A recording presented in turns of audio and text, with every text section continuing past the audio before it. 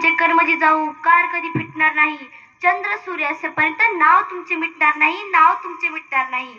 वाघाच्या यवनाला काळीज वाघिणीचं लागतं आणि म्हणूनच माझे मस्तक सदैव तुमच्या पुढे झुकतं. मासाहेब सदैव तुमच्या पुढे झुकतं. आज मी आवर्जून सांगते की एवढी गर्दी कशामुळे? आमचे व्याख्यान ऐकायला नाही, तर या मान्यवरांना पाहिला नाही, तर तुमच्या मनातल्या राजमाता राष्ट्रमाता मासाहेब जिजाऊ यांचे अंतकरण आणि निष्ठा तुम्हाला आली आहे. अन्याय होत, ढोल लुटली जात होती, पण कोणी त्यांचा वाली नव्हता. जिजाऊ मासाहेब हे सर्व ऐकत होत्या, पाहत होत्या. एक दिवशी हिम्मत करून त्यांनी त्यांचे वडील म्हणजे लखुजीराजे जाधव यांना प्रश्न केला, आबासाहेब आपण एवढे मातब्बर सादर आहात, आपल्या पराक्रमाच्या शौर्याचे गाथा सर्वत्र घुमत असतात, तरी आपण स्वतःचे राज्य का निर्माण करू शकत नाही? असा प्रश्न जिजाऊंनी लखुजीराजांना केला. यावर लखुजीराजे हसले आणि म्हणाले, जिजा तू अजून लहान आहेस, तुला हे सर्व कळणार नाही. आदिलशाही, कुतुबशाही, निजामशाही, मोगलशाही याच्याकडे प्रचंड सैन्यबळ आहे, आपल्याकडे तेवढे सैन्यबळ नाही. हे उत्तर ऐकून जिजाऊ मासाहेब शांत झाल्या आणि विचार करू लागल्या. वयाच्या 9व्या वर्षी त्यांचं लग्न भोसल्यांच्या घरी शहाजीराजांसोबत झाले. एका निवांत क्षणी तोच प्रश्न जिजाऊंनी शहाजीराजांना केला. राजे आपण एवढे शूरवीर सरदार आहात, आपल्या पराक्रमाचा डंका सर्वत्र घुमत असतो, तरी आपण स्वतःचे राज्य का निर्माण करू शकत नाही? हा प्रश्न शहाजीराजांच्या काळजाला भिडला. मग शहाजीराजांनी आदिलशहाचा लहान मुलगा म्हणजे मुर्तुजाला गादीवर बसून स्वतः राज्यकारभार पाहायला सुरुवात केली. आदिलशाहीचं राज्य वाढावं म्हणून त्यांनी मोगलांशी युद्ध पुकारलं. शहाजीराजांचे सैन्य मोगलांचे सैन्य तुटून पडले, विजय हाताशी आला होता, पण भौगोलिक परिस्थिती अशी होती की शहाजीराजांचे सैन्य खाली पायथ्याला आणि मोगलांचे सैन्य वरती डोंगरावर होते. ऐनवेळी मोगलांच्या सरदारांनी तिथं असले तळ फोडलं आणि पाण्याच्या प्रचंड प्रभावामुळे राजांची मोठी नुकसान झाली. हत्ती, घोडे, माणसं सगळे त्या पुरात वाहून गेली. राजांना माघार घ्यावी लागली. ही बातमी जिजाऊंना कळताच त्यांना खूप दुःख झालं. त्या क्षणी जिजाऊने शपथ घेतली, मी एका अशा पुत्राला जन्म देईल ज्यांनी रयतेचं राज्य स्थापन केलं पाहिजे. जिजाऊंना डोहाळे लागले. डोहाळे कशाचे? तर घोड्यावर बसावं, दानपट्ट्यात चालवावा, सह्याद्रीच्या कडेकपारीतून फिरावं. दिवसा मागून दिवस जात होते. 19 फेब्रुवारी 1630 रोजी शिवनेरीवर एका तेजस्वी पुत्राचा जन्म झाला. पण हे स्वराज्य कसं उभं राहिलं? हे स्वराज्य कधी उभं राहिलं? शहाजीराजांची जागेरी पुण्यात होती. जागेरी सांभाळण्यासाठी शहाजीराजांनी बाळशिवबाला आणि जिजाऊंना घेऊन पुण्यात पाठवले. पुण्यात आलं मासे पातात भकास झालेलं पुंगर, पुन्हा रावण गाढवाचं नांगर फिरवलेलं, पुन्हा सगळी भूमी उजाड करून टाकलेली. तिथे एक पहार रवलेली, फुटकी वाळण कुटकी तेवढी त्याला अडकवली आणि सांगितलं होतं, इथे वस्ती करणं अशुभ, जो प्रयत्नही करेल त्याचा निरंश होईल. माणसं त्या भयानक परागंदत झाली. गावाचे गाव ओस पडायला लागली. सह्याद्रीच्या दऱ्याखोऱ्यात कसा बसा जीव मुठीत घेऊन राहायला लागली. जगण्यासाठी मरायचं आणि मरण्यासाठी जगायचं, बस एवढं सुरू होतं.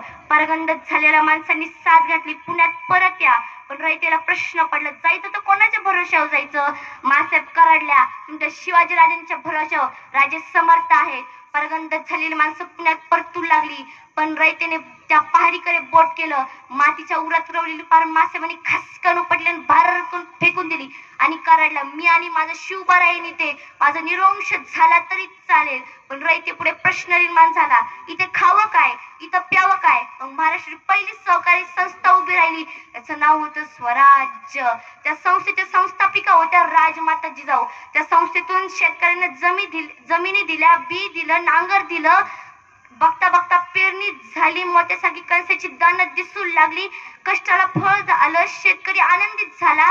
पण आजूबाजूच्या दऱ्याखोऱ्यातील रान जनावर पिकांमध्ये हैदोस घालू लागली. डोळ्यापुढे उभे पिकं तुडू लागली. शेतकरी हवालदिल झाला. धावत धावत मासाहेबांकडे गेला.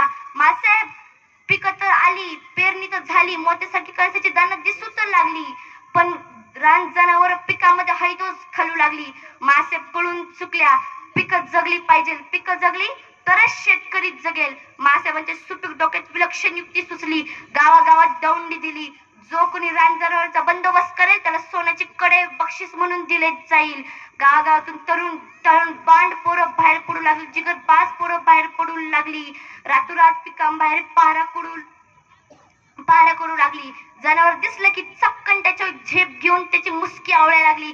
त्याची शेपटी तोडून मासाहेबांना दाखवायला आणायला लागली. सोन्याची कडे मिळवायला लागली. एका रात्री 1:30-2चा प्रहर होता. लालमान शांत निद्रस्त झाला होता. बाहेर 4-5 पोरांचा गोंधळ ऐकू आला. एका पोराच्या खांद्यावर एका रान जनावराचं धूड होतं. पहारेकरी धावत गेला. काय र, कशासाठी आलाय? तसंच ते तरुण पोरग म्हणालं, मासाहेबांना भेटायला आलोय. कशाला? मासाहेबांनी दवंडी दिलती ना, जो कोणी रान जनावरांची शिकार केलं त्याला सोन्याचं कडं दिलं जाईल. तसंच पहारेकरी म्हणाला, सकाळी ये की मग, मासाहेब झोपल्यात आता. तसं ते तरुण पोरग म्हणाल, नाही नाही, मासाहेबांना भेटल्याशिवाय जाणार नाही. तसंच पहारेकरी म्हणाला, येड की खोळ, सकाळी ये की, मासाहेब झोपल्यात. बाहेरचा गोंधळ ऐकून मासाहेब स्वतःच बाहेर आल्या. काय रे, कसली गडबड? तसंच ते तरुण पोरग म्हणाल, मासाहेब मासाहेब, तुम्ही दवंडी दिलती ना, जो कोणी रान जनावरची शिकार केलं त्याला सोन्याचं बक्षीस दिलं जाईल. हे काय, जनावरच घेऊन आलो की मग. मासाहेबांनी एकदा त्या पोराकडे एकदा त्या जनावरकडे पाहिलं आणि म्हणाल्या, त्या दवंडीत असंही म्हटलं होतं त्याची शेपटी तोडून आणली तरीही चालली, जनावरांची काय गरज होती? त्या पोरानं मान खाली घातली आणि म्हणाला, बघा लक्षातच नाही आलो मासाहेब. आणि मासाहेब म्हणाला, सकाळी आला असतास तर आणि काय सोन्याचे कडे बक्षीस म्हणून दिले नसतेस? त्या पोराच्या दोन्ही डोळ्यातून खळक खळक पाणी यायला लागलं. त्याला हुंका फुटला. फुटलेला हुंका त्याने गिळला आणि म्हणाला, मासाहेब, ओ मासाहेब, सोन्याचं कड जिंकावं म्हणून नाही आलो ओ मासाहेब, तुमच्या कौतुकाची थाप माझ्या पाठीवर पडावी म्हणून आलोय मासाहेब. तुमच्या कौतुकाची थाप माझ्या पाठीवर पडली ना, 100 हत्तींचं बळ येतं. मासाहेबांनी त्या पोराला जवळ घेतला आणि म्हटला, तुझं नाव काय? तसंच ते पोरग म्हणाल, ताना. तानाजी मालुसरा उमरखेड. आणि त्या क्षणापासून तानाजी महासाहेबांचा झाला आणि मरेपर्यंत स्वराज्याचाच राहिला. एक थाप माझ्या तानाजीला घडवणारी ठरली.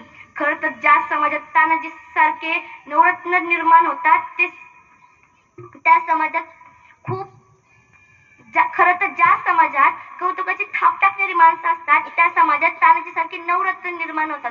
आणि ज्या समाजात कौतुकाची थाप टाकणारी माणसं नसतात त्या समाजात तानाजी सारखे नवरत्न कधीच उगवत नाही. खरं तर स्वराज्य हे तलवारीच्या पाठीवर नाही तर कौतुकाच्या थापेवर निर्माण झालंय. जय भवानी. आवाज आलाच नाही. आता घोषणा इतकी जोरात द्यायची की मासाहेबांचं जन्म ठिकाण म्हणजे सिंदखेड राजापर्यंत आवाज पोहोचला पाहिजे.